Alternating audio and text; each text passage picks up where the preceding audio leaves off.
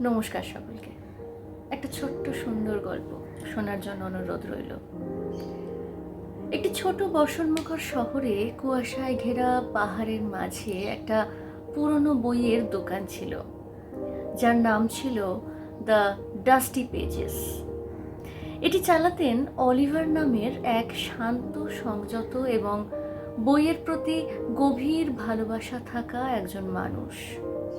তিনি তার দোকানটিকে গভীরভাবে ভালোবাসতেন, যদিও দেওয়ালগুলো মাকড়সার জালে ঢাকা ছিল এবং মেঝেতে পা ফেললেই কাঠের আওয়াজ শোনা যেত। তার জন্য এই দোকানটি ছিল একটি অভয়ারণ্য, যেখানে তিনি অন্যদের গল্পের মাঝে নিজেকে হারিয়ে ফেলতে পারতেন।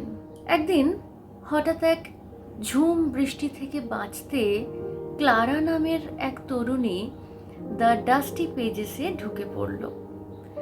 সে মাথা থেকে পা পর্যন্ত ভিজে গিয়েছিল। বৃষ্টির ফোঁটাগুলো তার কোঁকড়ানো চুলে আটকে ছিল এবং ছাতা ঝাড়ার সময় তার হাসিতে দোকানটি ভরে উঠল।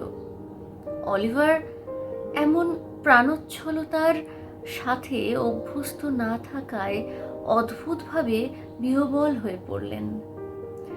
ক্লারার মধ্যে এমন এক উষ্ণতা ছিল যা দোকানের ধুলোমাখা ভাব দূর করে দিচ্ছিল। সে তাকগুলো ঘুরে ঘুরে দেখছিল, পুরনো বইগুলো হাতে তুলে নিয়ে কৌতূহল নিয়ে উল্টে পাল্টে দেখছিল।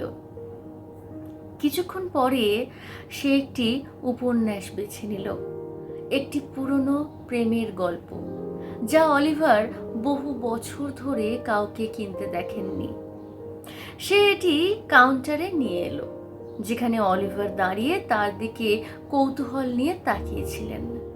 অলিভার গলাটা পরিষ্কার করে বলল, তুমি জানো, এটা আমার প্রিয় বইগুলোর মধ্যে একটি।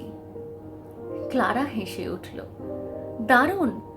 আমি কারোর প্রিয় বই পড়তে খুব পছন্দ করি। এতে মনে হয় যেন একজন পুরনো বন্ধুর সুপারিশ পেলাম। সেই দিন থেকে ক্লারা নিয়মিতভাবে সেই দোকানটিতে আসতে লাগলো। প্রতিটি বর্ষণমুখর বিকেলে সে দোকানে আসতো, কখনো একটি কফির কাপ নিয়ে, আর সবসময় একটি নতুন প্রশ্ন নিয়ে, তার পড়া বইগুলোর কোনো একটি সম্পর্কে। যে বইগুলো তার পড়া হয়ে গেছে সেখান থেকে কোনো একটা প্রশ্ন নিয়ে আসতো। ধীরে ধীরে অলিভার সেই বর্ষণমুখর দিনগুলোর জন্য অপেক্ষা করতে শুরু করলেন। দরজার ঘন্টার শব্দে তার হৃদয়ে নিচে উঠত। মাসগুলো কেটে গেল, আর ক্লারা এবং অলিভারের বন্ধুত্ব তাকের মাঝে নিঃশব্দ মুহূর্তগুলোতে প্রস্ফুটিত হলো। তারা একে অপরের সাথে গল্প ভাগাভাগি করত, হাসি এবং এমনকি কিছু ব্যক্তিগত ক্ষতও তারা আলোচনা করত। অলিভার জানতে পারলেন যে ক্লারা তার অসুস্থ দিদার যত্ন নিতে শহরে এসেছে এবং ঠিক তার মতোই গল্পের মাঝে সে স্বস্তি খুঁজে পায়।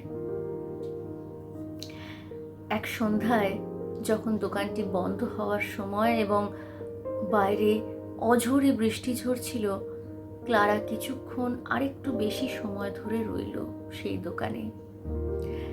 সে অলিভারের দিকে তাকালো, তার চোখে এক কোমল আবেগ ফুটে উঠল। জানো অলিভার, তোমার সাথে এই দোকানকে পাওয়া এখানে আসার সবচেয়ে সুন্দর একটা ব্যাপার। তোমার সাথে সাথে এই দোকানকেও পেয়েছি। একটা বই কত ভালোবাসার। অলিভার একটু থমকালেন, তার মধ্যে উষ্ণতা ছড়িয়ে পড়ল।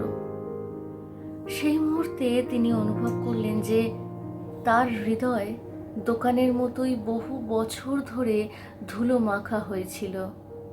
কারোর মতো যেন ক্লারার অপেক্ষায় ছিল, ক্লারারই মতো কারোর অপেক্ষায়, যে এসে তা জীবিত করবে।